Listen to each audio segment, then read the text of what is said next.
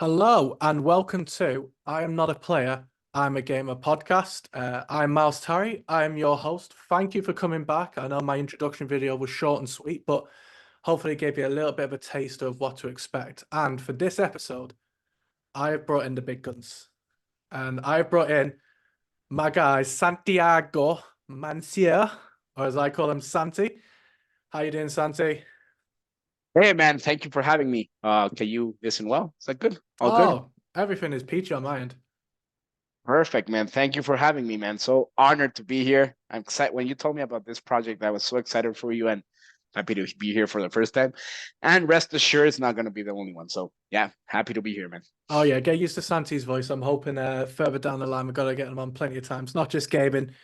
We've got a mutual American football fan, so we know we're going to be branching out into different things for sure. Anyone on the YouTube will be able to see. Sadly, he's a Green Bay Packers fan, but we won't let that take away from the fact that he knows plenty about the gaming world as well. So, for people who don't know who you are, Santi, who the hell are you? Well, why have I got you on the Yeah, why podcast? am I here, right? So yeah, man. So basically, so actually we know each other through the esports awards.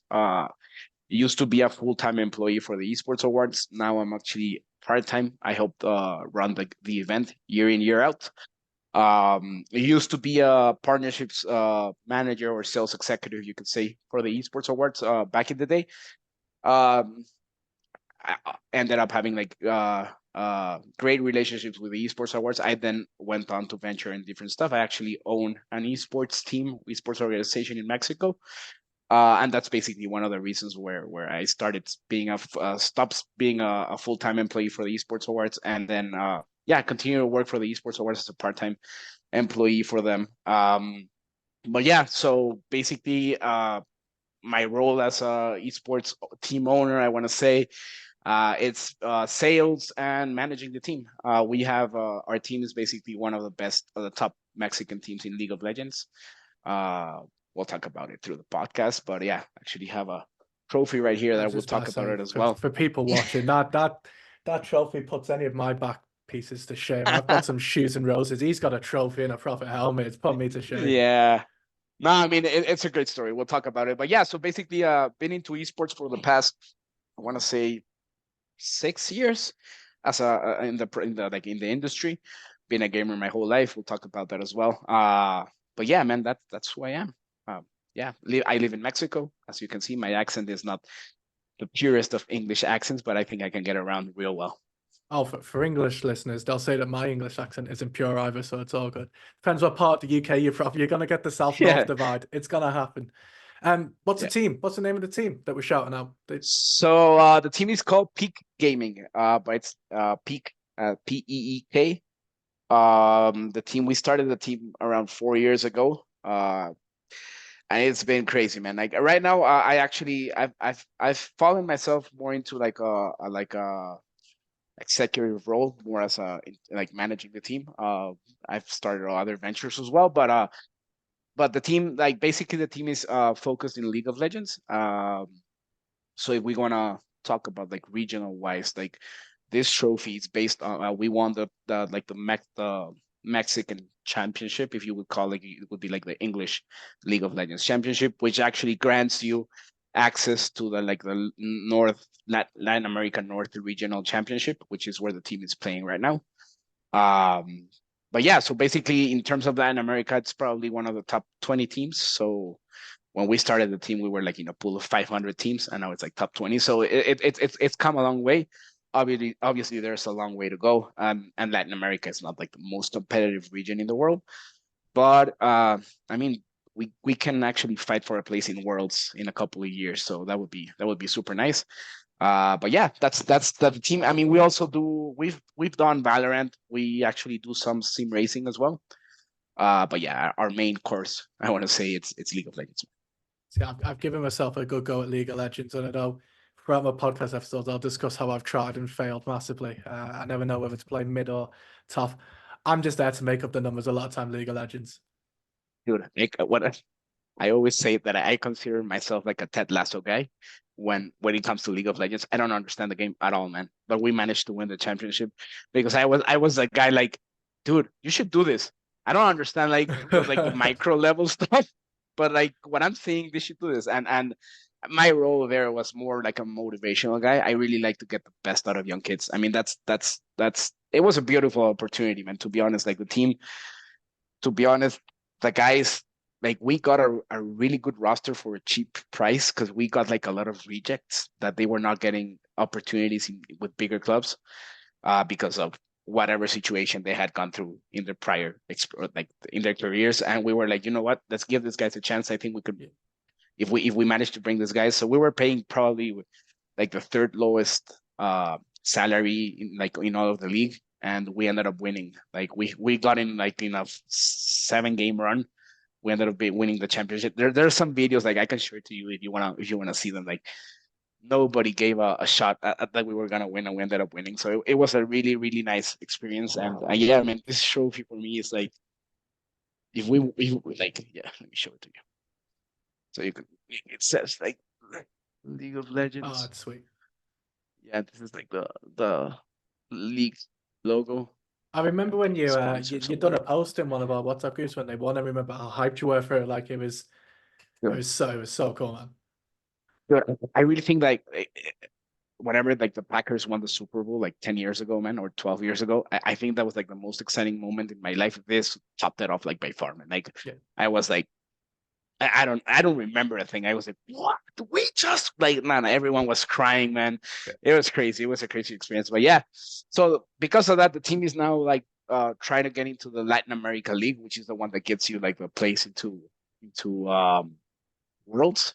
So Latin America only has like one spot for Worlds, and there's only like 8 teams on that league. But if we win the regional league that we're in right now, like we can access that tournament. So yeah, hopefully things go well. Like in 2 or 3 years, the team might be playing in Worlds, man, and that would be crazy.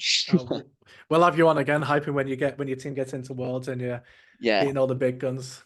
yeah, It's yeah. We'll inevitable probably that like lose the every rise. game. Oh no. No chance. Nobody here's the hype man. That's not gonna happen. Come Yeah, on. dude. I don't know. I don't think Latin America has ever won or gotten out of like the early knockout Yeah. stage, because there's like early knockout stage and there's the group stage. Like Latin America hasn't even qualified to the group stage. It's really difficult, man. Like yeah, I don't know. It's cultural, like the way we like how Latinos behave. And I'm a Latino guy. Like we're really passionate, Yeah. not very methodical, and a lot of the teams are starting to bring like Korean players instead of bringing Korean coaches. That's Right. what I think it's better. Like teach the way instead of just getting a spot from a random Korean guy, who's probably better than a Mexican player or a Colombian player. But if we continue to just, I don't know, try to like have the low tier Korean players beat the Mexicans and end up in Worlds, we're never gonna win, or we're never gonna advance as a region, right? So yeah, there's a lot of work to be done. But yeah, man, excited for the future as a team, and yeah, that's how I got into esports, and that's how I actually started working. Well, we'll talk about it, but the esports awards was a great opportunity for me. I mean, I love Mike, I love the guys. Yeah. Love to see them year in year out at the awards. But yeah, that's my story of how I got into esports, man. Yeah, for sure. I mean, esports awards are going to get mentioned a lot throughout all the episodes in this podcast because I think a lot of people I've met along the way, like you were saying, has come through that, and obviously, like Mike and the guys are hoping to get a lot of them on, which will be sweet. So obviously, that's how you start with your business of gaming, social aspect of gaming. How did that all like? Can you remember what was like the first console that you played on? Yeah. And this will So age a I'm lot of like, people. So I was saying, like, depending on the people that are on, like for yeah. myself and others, this will age a lot of people. So my first console was a Nintendo Switch. That just If you nah, said man. To be honest, PS5, I was gone. I was done. PS5 Slim, you know. Yeah. Nah, man. So here's the thing. Like, I'm the youngest of 3 brothers, and we're all like guys. So it was like when I was growing up, everyone was like singing like Disney songs and stuff. I never watched Disney, man. Like, and like I was watching Dragon Ball Z when I was like 5 years old. I was like cutting limbs and stuff, and I was like, oh, that's so cool. I was like, dude, you should be watching, like, I don't know, man, like like Blue's Clues or whatever. No, yeah, I don't know. For So the the thing record, I is, have no idea what that is, being from the UK. yeah. So it's like a children's cartoon, but yeah. Yeah. So the thing is, I was into like one of my first video games was Mortal Kombat, man, and I was like 7 years old. So because of my brothers were For influencing sure. me. So when I think I was 3 years old, probably my first console that I really started 3 or 4 years old. Like the first game I played was on the Sega Genesis. I think it might have been Sonic the Hedgehog, and yeah, man, that blew me away. I mean, that was like my gig, like Yeah. probably until I was like 7 or 8, and that's when I started to get into the Nintendo 64, and that's probably the console that I most played when I was a kid, Mm. and the one that I have most memories. But I know that the Sega Genesis was like the first console. Yeah, And yeah, like you could, yeah, I can remember the Mega Drive early on for me. Is like, so again with the Sonic aspect, like, I remember Echo the Dolphin, Lemmings, and Sonic. yeah, for sure, yeah, And I mean, Lemmings was I think the start of my anxiety, to be honest, just trying to get these people to walk down for an island. It used to, it'd break my spirit playing that game. I don't know why I continue. Echo the Dolphin, perfectly fine. Dolphin just trying to yeah, float around. But Sonic, yeah, I mean, yeah. I fell for Sonic dead early on because Tails was called Miles. So obviously, imagine myself, I was like, oh, there's a character that's got the same name as me, and it That's can true, man. fly. That's true. That's true. Oh, every time I load up the Mega Drive, it'd be Sonic and Tails, and it'd say like in little quotations, it'd say Miles, spelled differently to me, but I'll let it fly. But I mean, it's the name, right? Yeah.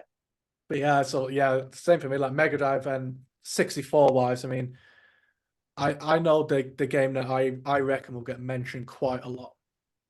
When it comes to the 64. Did you play GoldenEye? Oh, man. Odd Job was my guy. Odd Short job, guy, yeah. Throwing your hat around. throwing my hat around, man. No one seeing me. Yeah. Oh, yeah. I mean, yeah. GoldenEye. Actually, I have my gaming room upstairs, and I have a Nintendo 64, and the cartridge that's Yeah. on is the GoldenEye. Yeah, man. Yeah, I was That's gonna say if it's gold. GoldenEye or it's Mario, isn't it? Like Mario Kart, that's Yeah. especially if you've got your brothers and stuff. Like if you're in a family and you've got Mario Kart or GoldenEye on the go, yeah, there was carnage caused all the time. Yo, my brothers, man. Like I remember playing. I mean, it wasn't even FIFA. It was International Superstar Soccer. Yes, yeah. Yeah. So I remember playing as a goalie, and like you couldn't control the goalie. And my brother was like, yeah, you're the second player. You're the goalie. And whenever they scored, he would like hit me. I'm like, dude, I thought I was controlling the goalkeeper, but like years passed, and I was like, that was like my first introduction to bullying. Yeah. You know, like my brother telling me I was a goalkeeper. I never controlled a goalkeeper, and I was getting hit whenever he got scored. So yeah, yeah, man, that was an amazing game as well. I think that later became Winning 11, and then Hmm. Pro Evolution Soccer. I think. Oh, PES. Yeah, Early PES days. My yeah, favorite thing about Pro Evo was that they didn't have the license to any of the teams, but they got yeah, very close. So yeah, like there was always Manchester Red and Manchester Blue, and for the UK, yeah, it's yeah. PES Yeah. used to be brilliant. Liverpool was Merseyside Red. As he said, as he Blue with Everton and Liverpool as well. It's like Yeah, said we yeah, will get it as close as we can without the lawyers getting involved. yeah, Mortal yeah, Kombat totally. at 7. Now, in terms of being like identifying as saying that you were given access to bullying early on, surely Mortal Kombat like put you in good stead to deal with bullying. 'Cause, like, if you're being Oh yeah, access to that man. at 7, like if Like you're doing I fatalities and dude, I saw everything that I needed to see like a really young age. Like everything that could have happened when I was 10, like didn't bother me, man. Like grabbing the spine and getting it out. Like oh, that's it, man. Like was there anything yeah, else that you that was used a to play crazy. with like your brothers? Was there anything else that came to mind that like So competitive or my favorite video game of all time is Zelda, man. oh sweet. Zelda Ocarina of Time. Like that game, I've probably gone through it like 7 or 8 times. Like I actually continue to play it. Like right now, like I know the Breath of the Wild and Tears of the Kingdom are like the stuff. But if you go back to it, like Ocarina of Time is like the game that's Yes. starting everything for that franchise. I mean, I know Zelda was like popular before and it came like way behind, but I think Ocarina of Time for me, man, like that was in terms of the gaming history. I think that game is I think it's history. I mean, it's like it's Ocarina of Time before it was an industry, and after that game, it was an industry. At least for me, man. Like the way that like the game development for that one, like the 3D puzzles and the open worldness of the game. I mean that's my favorite game of all time by far. I think you can see a lot of people now the way they make video games. You can see what they were inspired by, and you know clearly like games like that, especially Zelda, and I think even with the early Mario games, like you can see where the inspirations come from. Like, do you play Zelda? Do you play any of the new Zeldas? Like, do you play on the Switch at all? I mean, I think I've because of it, it's my favorite game franchise, man. Like I've played all of them. Yeah, Actually, Tears of the Kingdom, and this is like getting into the age stuff again. Like I don't have time for yeah, that type of game. Like you have to invest 200 hours into it. Like I've started playing it. Breath of the Wild, I did go through it, but I was when Breath of the Wild came out, I was finishing college, and I still had a bit of time hmm. on my side. But like for Tears of the Kingdom, I was like, yeah, man, I'm gonna put 200 hours into it. But like, dude, I went into like 5 hours into it. I was like, no, man, like I really need to invest time into it to actually Yeah, get stuff done. yeah. Yeah, I'm like, no, man, not doing this anymore. So yeah, No, I feel that. Like, I I love my games. I love my gaming. I am the number one culprit when it comes to. I just don't. I'm trying to find the time desperately. Like the new Call of Duty, I'm trying to get into ranked mode. I'm trying my hardest to commit to it, but I am such a sucker for. I finish work for the day. I'm gonna come home. I'm gonna put on Twitch. I'm gonna put on YouTube and just sit there and I'll watch someone else play it. I will happily sit there. But the thing is, a game like Zelda, it's such a beautiful game that I can sit there. And as long as it's a personality that I actually quite enjoy, I will happily sit there for 8 hours and watch them do an 8 hour stream of a game. agree, man. It's a lot easier to watch like nowadays with everything that's going on. Like I'm married, man. I have a family. Uh, it's a lot easier to watch people play video games Yeah, than actually playing them, man. Like I agree. I think I've seen more of of Tears of the Kingdom than what I have actually played. yeah. So yeah, man, I understand that point of view for sure. See, I say all this, but then I load up my football manager, and on my football manager, it's saying I'm committing something like 180 hours into it. And I'm there like, so if I break down, I've sat here for a solid week and played football manager. Is that what you're telling me? And listen, that was the case with Theme Park World. When I remember when I was younger, Theme Park World was one of them games where I was there, like, it's similar to The Sims. I could load up that game, and suddenly 6 hours later, like it's dark outside. I don't know what's happened to the day, Yeah. but it just disappears. That that's like a like roller coaster tycoon, right? Like something like that. It's Is it's it? Is it's it? it's Yeah. it's probably the UK version. It was what did I play? Okay. Theme Park World was on the PS1, I believe. And Okay. what happened is me and my sister. I remember we had Mary Kate and Ashley, the video game, and that was my parents' way of going. How can we make it so they can both play? Well, Miles is happy because Oh he's yeah. gaming, and Liv will Yeah. be happy because Mary Kay and Ashley are decorating ponies or something or whatever. And it was the moment she got bored, I was like, right, I'm putting Theme Park World on and I'd make these roller Hey, got you. coasters that were just, Got you. I put hours into those sort of games. And it was, I think The Sims was one of them games where I watch people do the streams of it now and it's a different world. I haven't played Sims in years, but I used to do Oh yeah, man.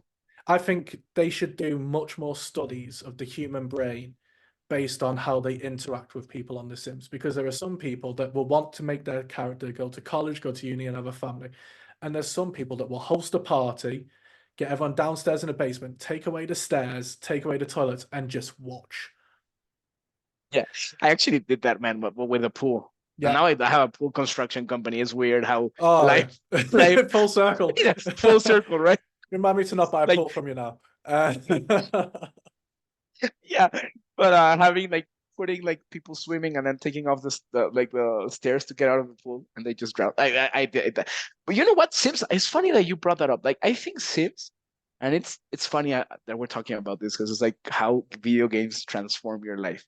I think the first introduction to marriage life that I had in my life was playing Sims with my cousin. Okay.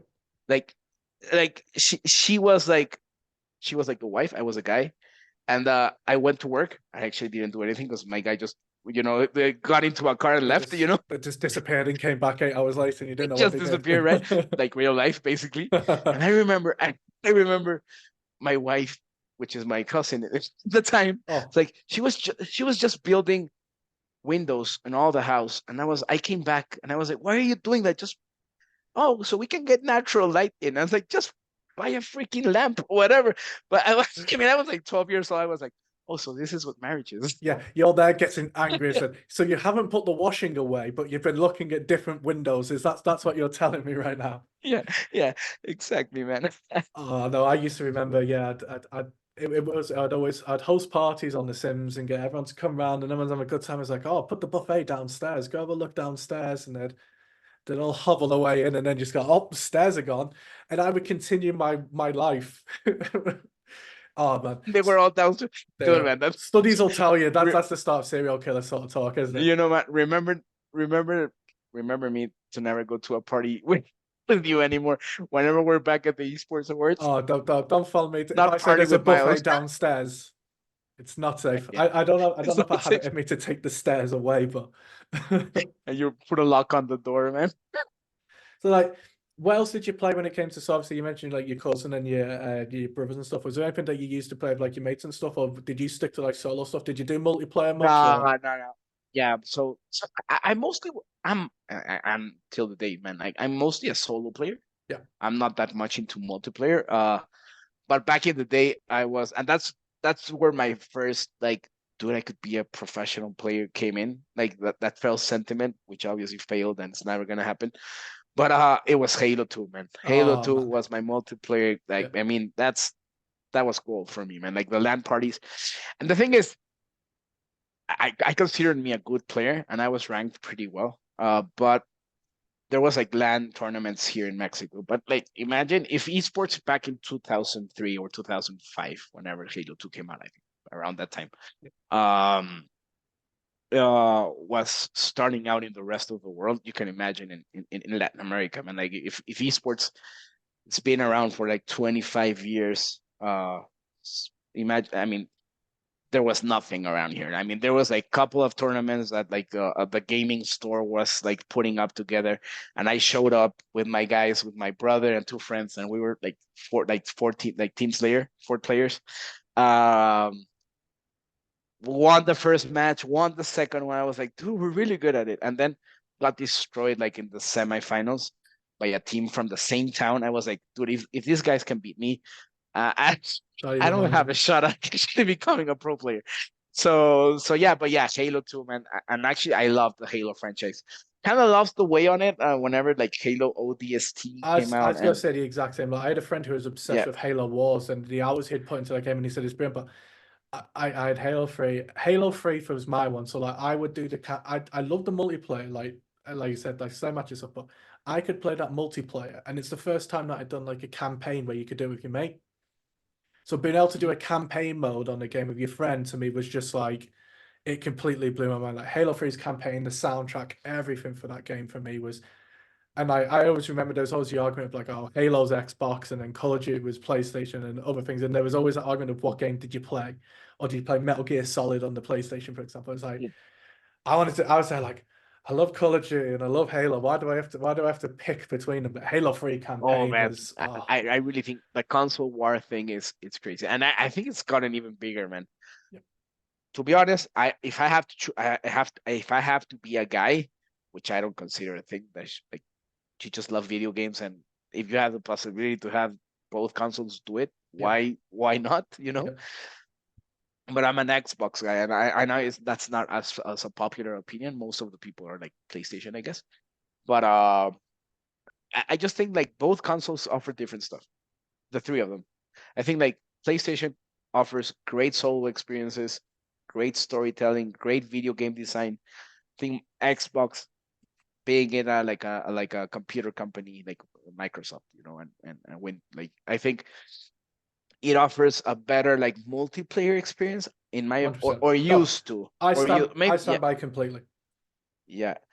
And then Nintendo is Nintendo, man. They do their own thing, innovation stuff. You've got They Mario, have you've their got own Sonic, we're over franchises. there doing our thing. You want to play Yeah, you want to yeah, play Nintendo Wii, you want to bowl and box against a random character, you get exactly. Nintendo are the quirky guys, aren't they? They're just the quirky. Yeah, We'll do our own thing. yeah. I completely agree about the consoles. Like, I remember, so I was last year of high school when Xbox Live became a thing. It was the first year of Xbox Live, so it was Xbox Live, Call of Duty 4, COD 4, Yeah.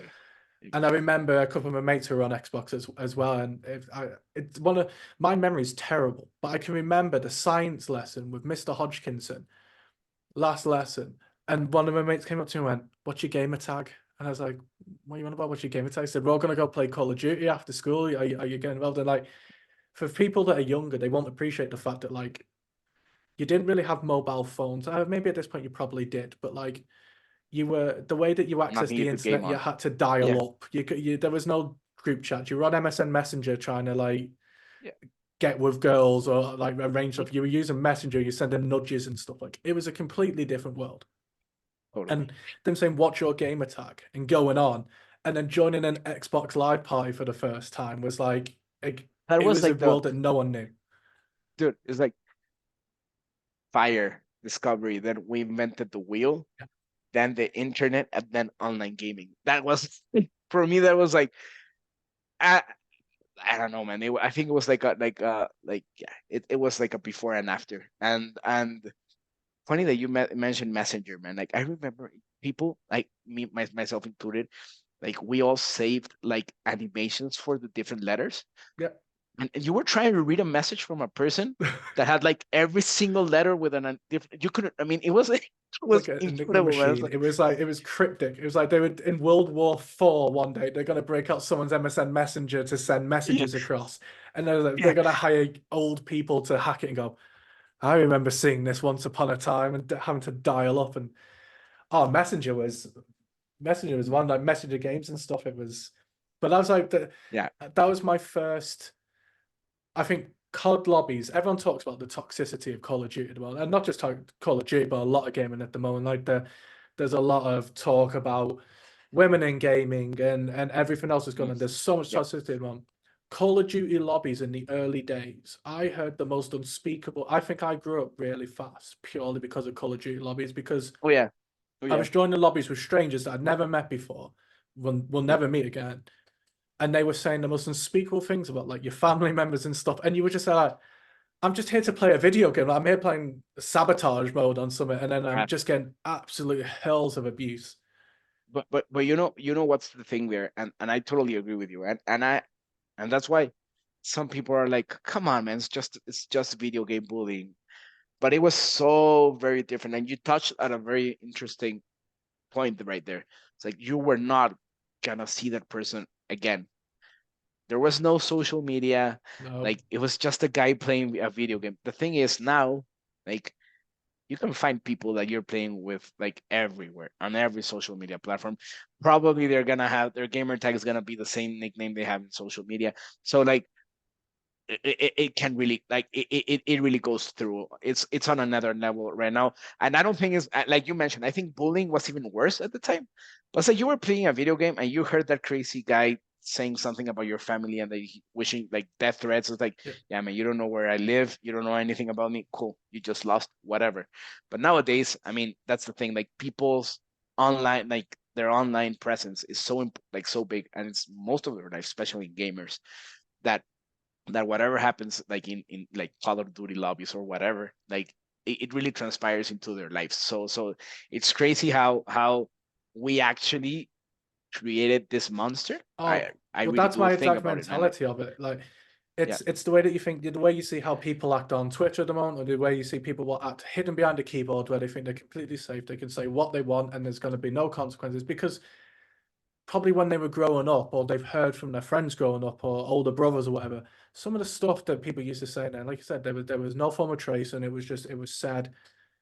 And nowadays, when you see it, it's just I'm trying to work out if I think it was worse then than it is now. Like I feel like back then it was like people felt like they could say anything and there was no traceability, whereas now there is a level of traceability. But I feel like it was even like I remember back then, if a girl was in a Call of Duty lobby, the whole lobby would it'd be like a free for all, be like a frenzy. And I thought it was always the most like crazy and sensitive thing. But then it's still happening now. So it's how over like 10 years how things haven't changed all in the gaming yeah, community, how it's still very much a thing of either if whether it be girls in gaming or different um different beliefs, different all these different things where everyone knows that gaming fundamentally is something that's social, that for a lot of people is just to get away from the real world because they get to be a character that isn't real. But the fact that there's still so much like Yeah. people don't expect other people to be into it, and that it's like, this is my game, you don't deserve to be a part of this game, I'm gonna hurl abuse. It's just like it's such a sad part of what is like a brilliant community. Yeah, the thing is that I mean, you mentioned it. I mean, it used to be an escape from real life, or a way to get it, like after when we were a kid, like after school, or like way to get like, you know, I don't know, it's like out of the reality right now. But now the thing is, it's like it's your reality, and gaming is not just gaming; it's a lifestyle. So it's transcend into our like our livelihood. So that's that. I think the bullying might be. I don't know if it's a debate, if it's worse or like it was like worse back in the time, but I think it's more impactful because it like gaming has gone in so much into society as a lifestyle that like whatever people call you, like if you're streaming and people are bothering you, I mean it's online and people can watch it and people are gonna comment on Twitter and people are gonna comment in Instagram and that gets into you. So especially I think you're a personality. To be like my to be fair, like whenever I'm playing video games, like no one knows who I am. I really separate that, but I understand I'm not a pro player. I'm not a content creator.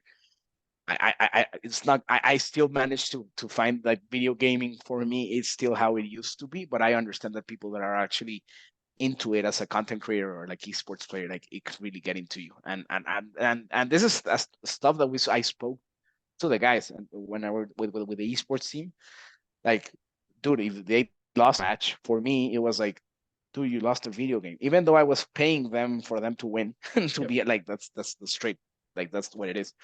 But for me, it was like you lost a video game, and life's not the end of the world. But like you go into Twitter and people bashing them, and it's their pro life, and dude, and they're kids, man. They're 18-year-old. Like, remember when you were that age, man? Like you were not mature enough for that stuff to No, not get into to your mind, deal. you know? I dread to think what it'd be like growing up now, the way the internet is. It's just I talk to people who That's do crazy. content, and especially the awards, like the people who are bumping into. I said to him, like, I have no idea how you do it. Like, I have no idea how you can. Like, I get the positive part of it because I'm in a lot of like Discord servers and the community around those individuals and stuff. It's incredible. Like, you meet the most amazing people, and you all have that same thing in common, and it brings everyone together. But then that individual can load up a Twitch stream, and you see the amount of random people that are in there just talking crap. They're just saying the worst things, and it's like the negative side of it is there, like, and there's no. It's got I don't know how to, but the thing is, it's the same in like the world at the moment. There's in the world around, like, how do you get rid of racism? Society, How do you get man. rid of all this stuff? Like, it's not, there's no instant fix, but it's just such like it's the one part of like gaming especially I wish there could just Yeah. be, but I just don't know how people do it. I don't Yeah, get it. and that's why I really applaud like all of this like organizations and or people that dedicate their life for like you know like gaming how it should be and trying to get like people more conscious and stuff. Like I don't I'm my mind I can't find a solution and I really applaud those guys for trying to find a solution. But yeah, I mean that's I think that's a part of gaming, but we also know how like dude we know each other because of video game. We Oh, know listen, each other the like positive effects still outweigh the negatives, oh for sure, for and sure. I mean the fact it's that not when close. you're in the UK, I'm in Mexico, we're speaking about video games like like we were talking about like, thinking about this possibility of what we're doing right now like when we were playing Call of Duty or Halo, it's like Oh, it's bonkers. yeah, and I wanted to say it was 10 years ago, but I've realized as I'm doing the maths in my head that it's closer to 15 to 20 years ago for me. Yeah. And it's only a little bit depressing to think that way. I mentioned about like Yeah. the content creators and how I can do it. Like, who do you watch any, like, so obviously I mentioned I watch a lot of YouTube and Twitch at the moment. Do you have any like guys or girls that you watch, or any form of Yeah. content that you watch? Yeah, for sure. To be honest, I really it's not that I'm like into one personality. I really like I actually love this award because of I mean this award in the esports awards because it gets me into noticing which are the new streamers that are actually doing good or are becoming a thing. So I remember like when like 3 or 4 years ago. I don't know if obviously you know him because he's won the awards like 3 times. But I was really into Ibai, the Spanish personality. Obviously, his like ties are really close because of the language and stuff. And I love the fact that the like four streamer of the years in the esports awards have been Spanish speaking streamers. So it's been Ibai for 3 years, then it's been Rivers, which I actually know her personally. So she's Mexican. So the guys that I watch is probably by now I watch Rivers a lot. I think she makes good content. There's a guy that's called El Mariana, which is really good as well.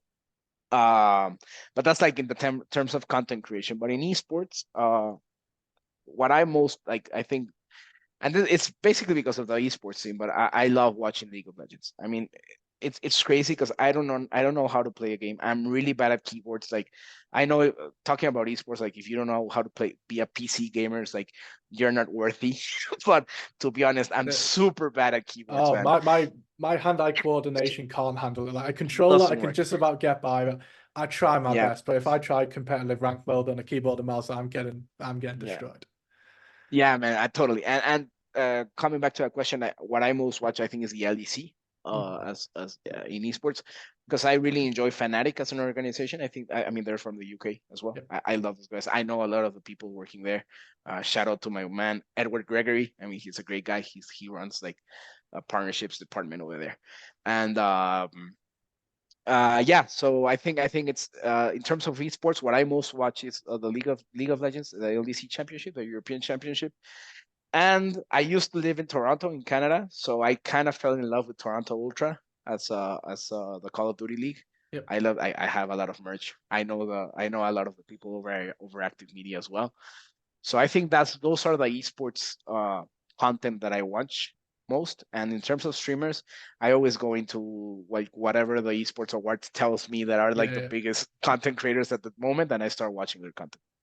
Oh yeah, well, I that's the thing I think I found from the awards as well. When you're talking to individuals and stuff, and you have a conversation with them, if you click straight away, you're there like, oh, you're gonna lob on the stream when you get home and stuff. And the amount of times where I've done that, and I've just found myself going, oh yeah, these are my sort of people. But I think every time I've done the awards, it's like everyone that you're surrounded by is such great guys. Like you always think, oh, they can't be like that. They can't be that nice. They can't be. These are people who have hundreds of thousands, if not millions, of followers. It must get to their head. They must be, and they're all so down to earth. It's always incredible when like you can just you're all in the same place, celebrating the same things, and you will talk about the most like me and Miles Ross literally hit it off because we have the same name. And then from there, we all just chat about anything to do with the UK or whatever, and you just hit it off straight away. And the amount of people that you can just chat to and click over one little thing, it always makes you realize that everyone is still just human at the end of the day. They're all just there for the same thing. And I found Totally. myself linking to streams a lot just purely because on the award show, like you said, people who are winning awards, there's a reason they're getting up for the award. And it's funny that you mentioned, and coming back to the conversation about like toxicity in gaming, like the people that actually make it as a content creator or a caster or winner or nominee for the awards, they're all good people. Yeah, So I actually would actually go into and say to the world, for you to become something in the gaming industry, you have to be a good person. Because all of them, like I agree with you, like you might be like a little bit starstruck when you see all these personalities, and then you realize they're like regular guys. They're all gamers. yeah, They all talk about the things that we're talking about right now, and it's like, and they're not toxic. I probably someone that is right, but like generally, we had the opportunity to meet a lot of these guys, and you find them to be such. Like I remember, 3 years ago, the last time the awards were in Texas, in Arlington. Uh, there was this Brazilian host, and she's got like 3 million followers or something. I mean, she's huge in Brazil. And I was there like at I was working the awards as well. That was the last year I was there as a full time employee. I was there and I was like guiding the hosts I mean the presenters or whatever to the stage. You've done that yourself. Um, and I met her and I was like a bit starstruck, and she's like starts speaking to me in English, and then she notices my accent. She speaks Portuguese, I was like, oh, you speak Spanish? I was like, yeah. And I tell her I'm from Mexico, soy de Mexico. And she started speaking Spanish with me, and she started talking about like a cartoon that was really popular in Mexico that got into all Latin America, including Brazil. And we were hitting it off. And I remember JP, like he was like there, he didn't understand Spanish, and he was Yep. and it's incredible that all of these people that are in this industry and making a living of it are actually good people. So I think that's a lesson for everyone that's being toxic in the industry, right? I was gonna say it's not just Jado or JP as you know, who will be on at Yeah, some point to chat, because I know he's got a yeah. lot of stories, and me and him have played a lot of video games over the past 15, Over 20 the years. years, But I remember crazy. Yeah, 2 years ago, and Hex came over. And listen, I've been Team Optic my whole life. I'm the old Karma Scump and Crim days. Like, so I see anyone to do with Optic, like Team Summertime were there with Hitch and that, and I straight away I was just like, oh okay, I've got to play it cool now, play it cool, and I was like, I'll introduce myself. And I remember we were there and we were chatting. It was fine, like you said, just talking in English, and he picked up on your accent straight away, and you just were gone. You were gone speaking in your own lingo, and I just stood there and went, oh, this is really cool. A bit Hex. I have no idea what they're saying. They could be saying anything right now, but I'm here and I love it. yeah. The thing is, his family, like his origins. I mean, he's American, but his origins are Mexican, so he knows Spanish. And actually, I met him at the awards. That was the second time I met him because I met him at the Call of Duty League, that Toronto major like a year before, and I met him there, and I gave him a jersey of my esports team. I was like, dude, we're a Mexican team. I want you this. I want you to have this. And I was like, oh man, that's so cool. Best of luck, whatever. So that's when yeah, that story that you're talking about. It's like I think yeah, man. And again, Hex, like you would think like, oh my god, that's like, Yeah. and I actually met also. I mean, Dash with Yep. the caster. I mean, dude, I party with him in the esports awards like two. I remember playing beer pong with him. Then uh oh god. Yeah, I mean, there's so many people there, man. Like you meet them and it's like you think there might be like not assholes, but I mean, it's like they're famous. They Yep. might not like want to speak to you, but all of them do. And I think that's a lesson for people in esports. Like most of the people are gamers and they relate to you. I mean, they just made it in the industry, so it's cool to see that the industry has people that are really really down to earth.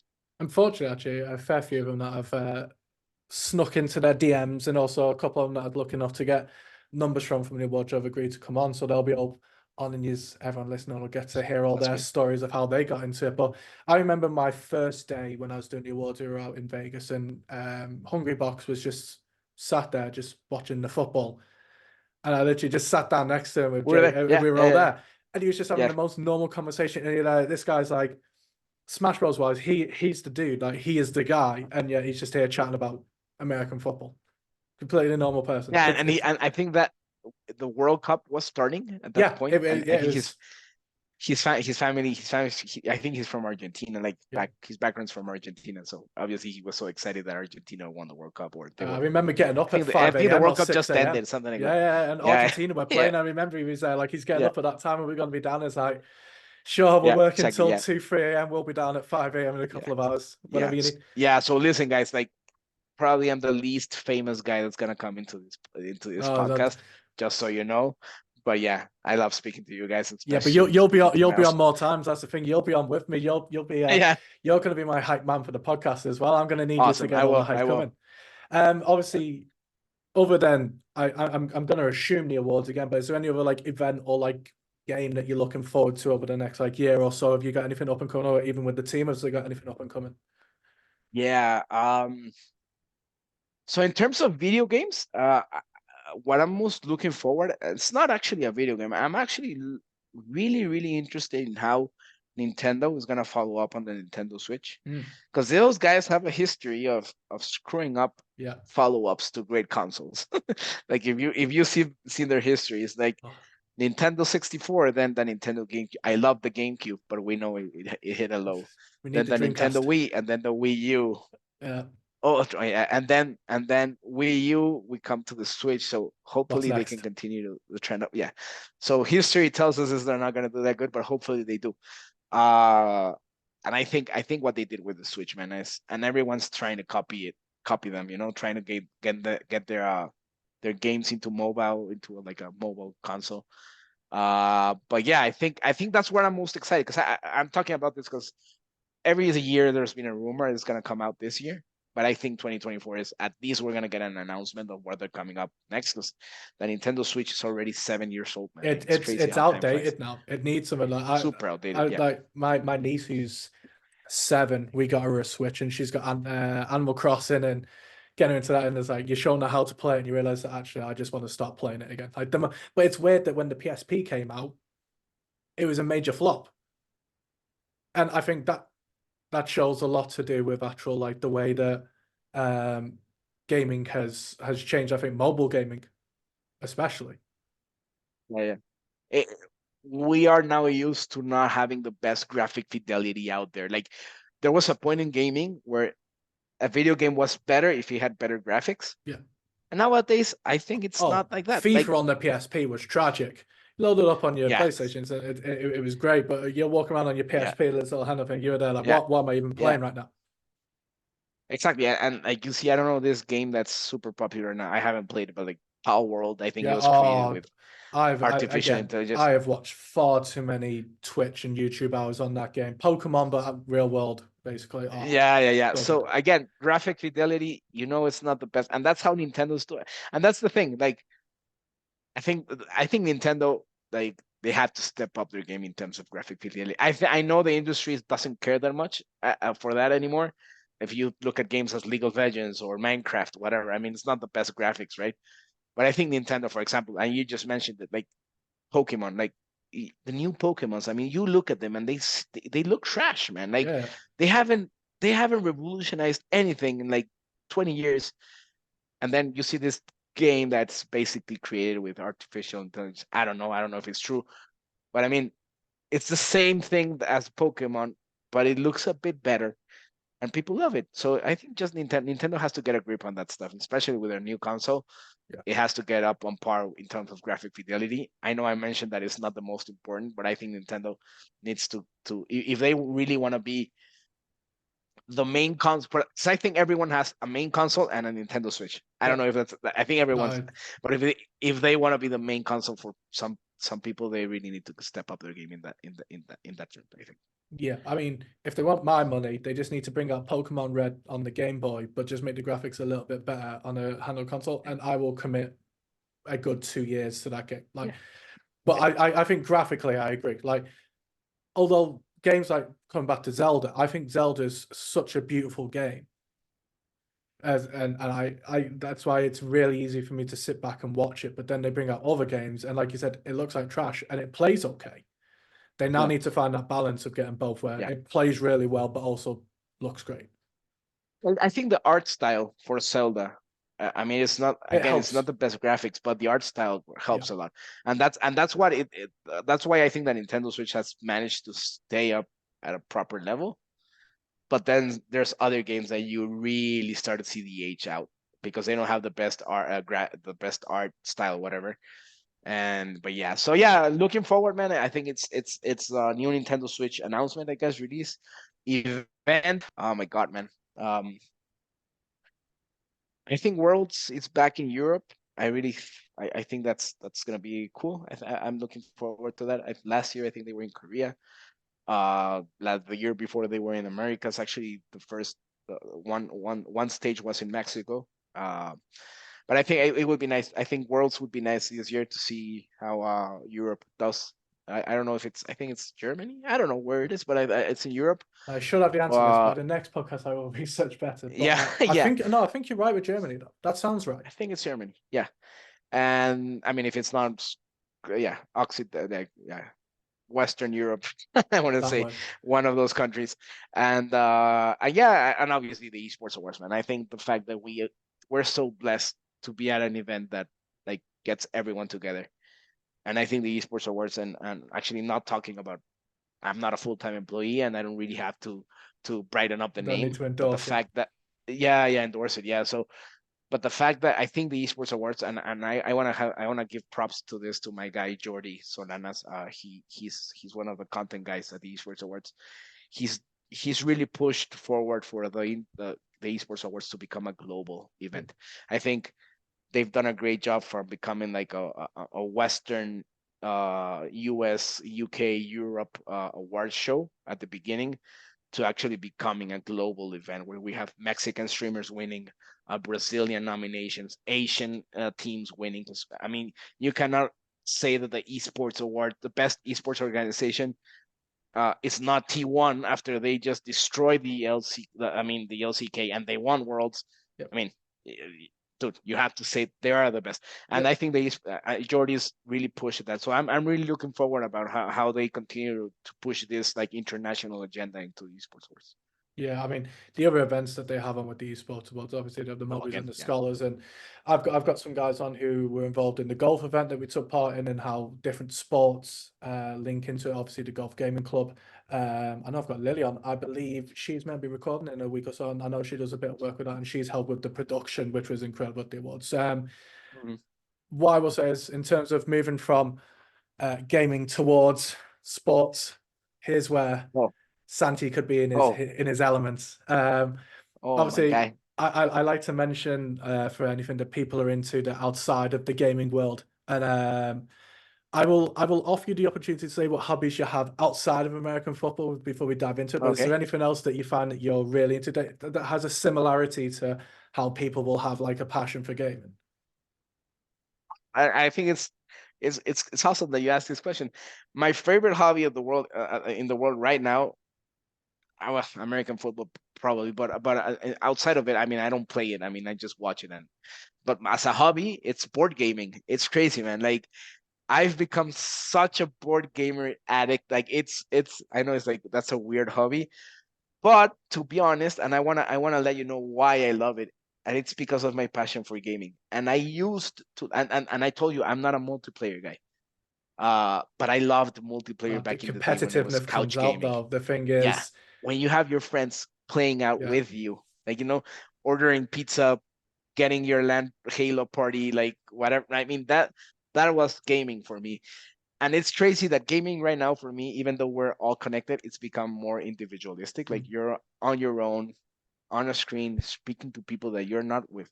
And board gaming has given me that passion back because it's so fun. Like I have probably like 40 board games, and I have a friend that's got like 150. It's crazy. We have like our gaming group, and we get together every week. Uh, it's crazy. We have more board games than the ones we've ever played. So it's some kind of addiction that you have to buy a board game that you've never played and you're never Oh, gonna play it, but we have them in our shelf because they actually look nice as well. well, I was just about to say, so first of all, I think this is why Dungeons and Dragons has always been a success and will continue to be a success, because it's that mix of getting and being social, but yeah, actually social together. Like I know people during Yeah, COVID and stuff that are over online and stuff, but to get together and just play again, like me and my partner have just moved into our new place, hence why I'm still. I mean, the room's getting there, in fairness, to be honest. But yeah, and we've got a few board games that we've got set up now. Obviously, there'll be different board games that we play because of the different UK versus Mexico board games. Monopoly for me. Do you have Monopoly in Mexico? yeah, for sure. Yeah. Yeah, So Monopoly yeah, for me is the game that I will not allow myself to lose. Like my competitive nature when it comes to that game. And if it gets to the point where someone is circling the drain, they're so close to running out of money in bankruptcy, and then they're like, "Oh, I'll give you this property." I said, "No, no, no. I'm here for the long game. I will stay here all that's night it. if that's what it takes." And I will.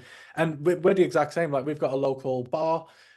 They have board games everywhere where you just go in, get yourself a couple of drinks, pick a random board game. It could be to do with cats and puzzles, or I don't know what it is, Yeah, and you'll just sit there and just playing it. But yeah, I yeah. completely get that. Dude, it's a rabbit hole. Like you just mentioned Monopoly, and like if you start getting to, I think it's the same as video games. Like everyone's like, "Oh, you play FIFA," but like if you're a gamer, oh my god, man! Like there's thousands of board games, and like they range from like silliness to 5 hour experiences where you have to be like so into it. Locked in. Yeah. And it's crazy. And that's the thing, like why I love it. It's because I get the opportunity to every single week, and I think I'm blessed in that point because there's not a lot of people that play board games, but I do have like a 6 friends a Hmm. group that we all get together, or 4 of us or 5 of us, that the people that can do it, we all get together, we grab a couple of beers, we order food, and we're playing a board game. Sometimes there's a toxic guy that really gets angry when whatever, but it Yeah. happens. But it's I find the passion of I'm a competitive guy. And that's why I love American football. That's why I love gaming. That's why I love esports. I'm so very competitive, but I love competing with people, like getting around people and socializing, and that's why I've gotten into a hobby, and it's growing, man. And if you actually, I'm gonna hold that back. I'm not gonna get you into that hobby because it's a rabbit hole and it's an expensive rabbit hole, I man. don't think I have an opportunity to avoid it. We've already had conversations of getting our couple friends over for games, and it's going to Yeah. sound like it's a lovely afternoon or a lovely evening, and it's going to turn sour after a couple of wines. Oh, it's Oh going to yeah. get heated. It's going to get heated Yeah. fast. There's going to be Yeah. cheese Yeah. Yeah. boards flung around everywhere while we're multiple games are going on. Especially if you're competitive, man, and I know you are as well. So yeah, yeah, that's my hobby, and yeah, man, American football is yeah, uh, it's my sport, man. Like I grew up playing it, I coached it, uh, I've watched it ever since I was like 3 or 4 years old. I remember people ask me when did you become a Green Bay Packer fan, which are these guys for the people that are not familiar with the sport. These guys are the Green Bay Packers. They're a team that plays in Wisconsin in a little town called Green Bay. Um, how I've started. Actually, oh, that's funny. It's a full circle as well. I fell in love with the Green Bay Packers because Brett Favre was the cover of, what's it, NFL Fever? I was going to say NFL it'd be Fever. NFL Fever and then Madden and all the others that come along with it, but it would have been, yeah. Yeah. So Brett Favre was a player for the team in the 90s, and he was a cover. So whenever I was 4 years old, I was like, oh, I want to choose a team that's on the cover. And man, yeah, and the rest is history, man. Yeah. Been to a Super Bowl, watched them win. Been to Green Bay a couple of times. Yeah, it's a lovely. I love the sport, man. It's a lot. I know it's a dangerous sport and it has its ups and downs as well. But yeah, American football is my other passion. I mean, it's interesting to me for that. So I was obviously brought up on soccer as a Brit. So obviously, I for me, football's always been massive for me. But then, as I grew up, I was ice hockey was very early on for me getting involved in ice hockey from a young age, and then I was sort of like, oh, it's a very expensive sport, ice hockey, and like it is over in the UK, but it's hit and miss. There's nothing Oh, compared yeah, to like I've been out a couple of times in Tampa, and when we were out in Vegas, I got a chance to see some of the hockey. And it's a different world, and I thought needed to try yeah, another sport. Obviously, rugby in the UK, so I got into gave American football a go. I'm into it. I started. I think it was when Chris Johnson got drafted by the Titans. That was my draft where I was like, right, I'm going to pick a team purely based on a player that I was interested in the draft. Got lucky okay, with CJ2K, and then like you said, rest is history with the Titans. I haven't had the joy of a Super Bowl or anything like that. We're not at that standard yet. But yeah. for It will American, come though. Yeah, I was going to say that the coaching element of it. So obviously, I currently coach as well. So I'm coaching youth and junior, and I can only imagine like how it is in stateside. Like, what's it like in Mexico? Is it big in Mexico? oh yeah, and that's what I was gonna say. So I got into American football. I mean, Mexico culturally, I mean, obviously we're Latinos, but like we're really close. I mean, we're a border country to the Yeah, U.S. So a lot of like culturally, a lot of whenever I go to the U.S., I read. It's not that I feel at home because obviously the language is different and people are different, but there's a lot of like cultural things that have flown in from the US to Mexico and Mexico to the US. Obviously, Mexican food is super popular in the US, and like there's a lot of a mix of cultures between both countries. And sports wise, American football, I want to say obviously the biggest sport in Mexico. We're not as good as you guys, and we are actually really bad. But well, not really bad. We always get into the World Cup or whatever, but we haven't had so much success. But it's football, yeah, soccer. That's how yeah, they call it on this side. But yeah, it's the biggest sport in Mexico. But I want to say that American football and basketball probably are the biggest sports, team sports after yeah. soccer. I think individual sports in Mexico, boxing is really important as Mhm. well. I mean, I think in the UK, obviously in the UK as well. But we've had a lot of success in boxing. But as a team sport, it's probably like soccer, and it's American football and basketball, and that's because of the cultural similarities we have with the US. So yeah, man, that's how I fell in love with the sport. I mean, as well as I played it, I coached it. It's crazy. I mean, the Super Bowl, it's probably the biggest sporting event in Mexico after the Mexican Soccer League final. Yep. So it's really big over here as well. So obviously you've coached it and played it. Have you got any plans for we got podcasts, have we got journalism? What's next for the American podcast? You like me? My guy, Listen, I know what I'm doing. I'm turning gaming into a podcast. I know you've got to be getting involved with the American dude. football podcast, right? I mean, it's basically you kind of inspired me, man. So I've been with this on my mind like for the past 2 years. Like I need to start getting into something that I love again because I have my own business, and I was talking to you about this before the podcast. I have my business. It's going. I do pool construction. We talked about it in the same section. They'll sponsor uh, the podcast one day. I'll get myself a pool. I'll get myself a pool in my yeah, flat. yeah. So I love the industry, but again, it's mostly work, and I love it. It's great. But I want to get into one of my passions back again. And esports is there, but I'm to be honest, I'm like football is. I grew up with it, man. Like it unites my family. We're all Packers, and we try to go to Green Bay every other year, like as a whole family. So we get together every weekend. So I'm gonna start a podcast with a couple of friends, a video like a YouTube channel, and the audio exported as a podcast for Spotify. And it's basically because of you, man. Like the fact that you were doing this, I was like, dude, if Miles is doing this, obviously Miles has his I was job gonna and say, Miles can he do it. loves Anyone it. can do it, is what we're saying. No. It's not the way. No, really, man. Like it's like I I mean, I really, we're really close friends, and the fact that you're doing this is like, dude, it's. I mean, I can do it as well if in terms of my passions, right? So yeah, I'm gonna start a podcast, especially now that the football season is done. I want to start getting traction before the season begins. I don't want to start like when the season starts because obviously we're not gonna get enough traction. Yep. So I want to start talking about right now the scouting combine is coming up. The NFL draft, the off season, free agency, whatever, right? This training camp. The whole deal. Yeah. So yeah, I'm gonna start that, and actually another thing that I'm trying to do, and I've been speaking to a couple of friends, start a flag football team. Yeah. I'm actually in conversations trying to get my previous high school to start a flag football team. I used to play for my high school flag football team, but like they I don't know, they cut the team, and they're not doing it anymore. And flag football is getting really popular, man. It's gonna Oh, become it's going to be an Olympic sport in LA. Like so I want to get it's into it as massive well. over in the UK, like especially for a Yeah. young level. Like Yeah. the kids that get themselves to a certain level, they get to play at Wembley, and then they get sent to the stateside to go and Yeah. like it's huge, and like especially the way they've done it in the Pro Bowl doing the flag format. Like I think flag football appeals to so like me personally.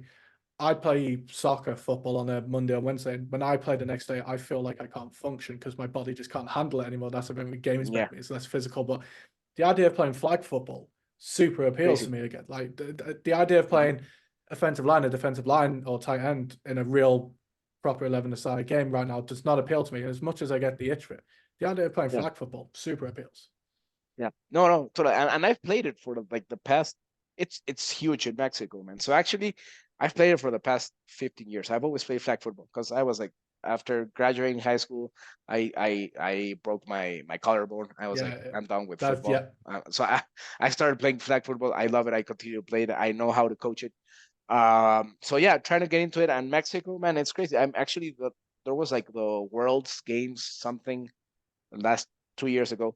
Mexico beat the US, and they trashed them for the gold medal. So like the girl sides. So they were like they're really good. So yeah, that's another thing that I'm trying to get into. But yeah, first thing is trying to get that podcast in, and I want to make it so that like the regular person starts to enjoy football. I don't want to get too technical.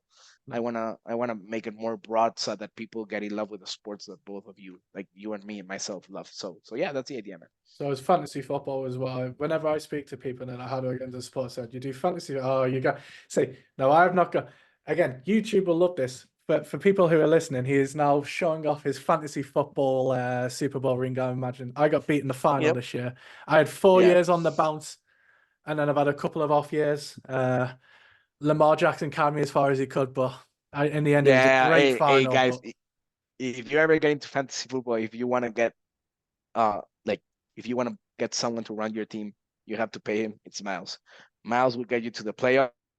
winning, it's luck. I mean, it's I'm the Kyle players get Shanahan. injured. Yeah, I'll get you there, yeah, but I'm not going to yeah, finish it yeah, for yeah. you. That's No, easy. no, no. I mean, you know how fantasy is. I actually won. I don't know, miraculously. It was my worst week. I lost McCaffrey in the final. I lost like 3 players. Like Josh Allen got injured at the end, and those were the guys that were carrying me. But fortunately, I managed to win the final. I shouldn't have. But yeah, Final Fantasy. Oh my God, fantasy football. Fantasy football is I'm good. average at Final Fantasy for what it's worth. If you need help with that, you seek someone better than me. I am not helping with that one. I don't think so, Soundtrack, man. I will listen to it all day, but Yeah, man. So yeah. awesome. Well, I know that I will definitely be having Santi back. And in terms of your podcast, mate, I mean, you don't even need to ask twice. I'll be all over. I mean, I love talking football as much as Thank you, gaming. man. I'll get you into it for sure. You're probably gonna be one of the first guests there. I would really love to hear about how, like, because this guy, this guy Miles, he's starting a gaming podcast, but this guy, he runs like the Titans fan base in the UK, and Listen, I say he's run part of it. the team. So Adam is the knowledge. I'm classed as the talent, not the knowledge. He runs Yeah, it. I mean, well, I just come on you're and part talk. of the guys over at the Titans is Yeah. the team that he supports. You can see Hey, his the helmets Titans there. look after us. In fairness, the main team do look after us. Like it's getting bigger in the UK. I think we got in there in a good time. But yeah, I mean, the teams look after as well. But yeah, I mean, I just love. I think podcasts are perfect. I think ever since they've started up, it's a great way for people to just. It's similar to gaming. You can just get involved and talk about stuff that you're into, and it's a way of bringing lots of people together. Yeah, I agree, and yeah, man. Whenever I start that podcast, I want to hear about how you actually, because it's a job, man. Like I don't know. Probably you're not getting paid for it, and you're doing it No, because you love can it. confirm. Uh, It'd be nice to, but I can yeah, confirm. yeah. So the fact that you're into it and that you have like the fan base over there, it's crazy. And yeah, man, I love your team. I actually used to like. I never watched them play because I was really young, but I mean the I have a Houston Oilers hat, so Ah, the Titans are a team that I really enjoy watching, and hopefully you guys do better next year. So oh, they that's I can't mean they can't it do has much to happen. worse in fairness. So I Yeah, mean, um, yeah, perfect. Well, how do people find you if they want to? Obviously, for future podcasts and everything else, yeah, where can they find you?